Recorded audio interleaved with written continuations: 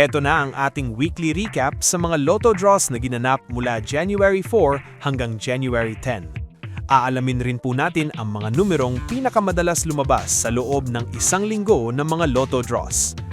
Basahin po ng maigi at i-double check ang mga numerong naka-flash sa inyong screens. Sa loob po ng 7 araw ay umabot na sa 8,593 na tickets ang nanalo ng jackpot prize sa 2D Lotto. Kapansin-pansin din na ang pinakamadalas lumabas ay ang number 6 na lumabas ng 4 na beses sa loob lamang ng 2 araw. Sinundan naman ito ang numerong 21 at 29 na lumabas naman ng tig-3 beses. Paalala po, ang video na ito ay ginawa para sa layuning magbahagi ng impormasyon lamang.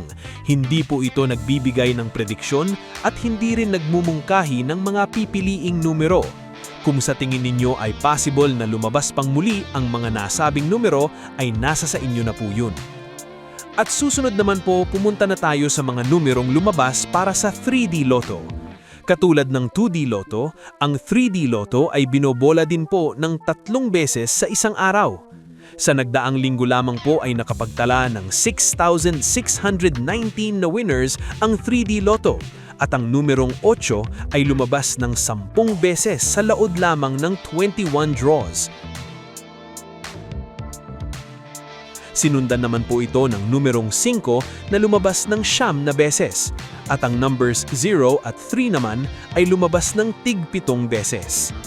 Para naman po sa 4D Lotto na binobola tuwing Lunes, Miyerkules at Biyernes, narito ang mga winning combinations sa nasabing mga araw. Sa kabuuan, may 79 ang nanalo ng jackpot prize sa 4D Lotto sa loob ng isang linggo. Kapansin-pansin din na ang number 8 ang pinaka-dominanting numero na lumabas ng 3 beses sa mga naturang draw. Dumako naman po tayo sa mga numero sa 6D Lotto. Ang mga kombinasyong nanalo ay ang mga sumusunod. Sa ngayon ay wala pa rin pong nananalo ng jackpot prize na umaabot ng mahigit 3 milyon.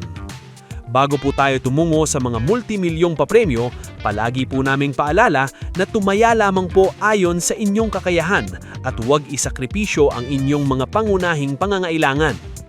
Para naman po sa mga draws ng Lotto 642 na ginanap noong January 6, January 8 at January 10, ang mga winning combinations ay pinapakita sa inyong mga screens.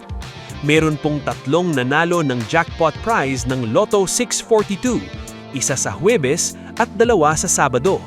Ang dami na po talaga ang nananalo ng milyon-milyon sa game na to. At kung mapapansin po ninyo, ang mga numerong 11, 9 at 10 ay parehong lumabas ng tig-3 beses sa loob lamang ng 3 draws. Ano kaya ibig sabihin nun? Tumungo naman po tayo sa Mega Lotto 645 results. May mga numerong lumabas ng tig-2 beses, ang 9, 3 at 21 sa loob lamang ng 2 draws. Wala pa rin pong nananalo ng jackpot prize ng Mega Lotto na umaabot ng 11.1 million pesos. Atin naman pong tignan ang resulta ng Super Lotto 649 na linalaro tuwing Linggo, Martes at Huwebes.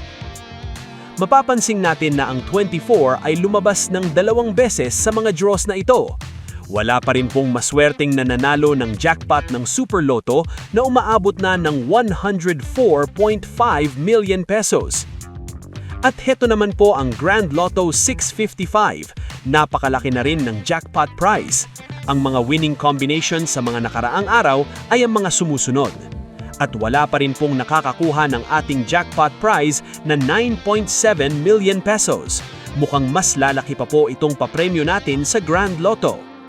Hindi pa rin po magpapahuli pagdating sa palakihan ng papremyo ang Ultra Lotto 658 na nilalaro tuwing Linggo, Martes at Biyernes. Ang mga resulta po ng mga draws ay makikita sa inyong mga screens.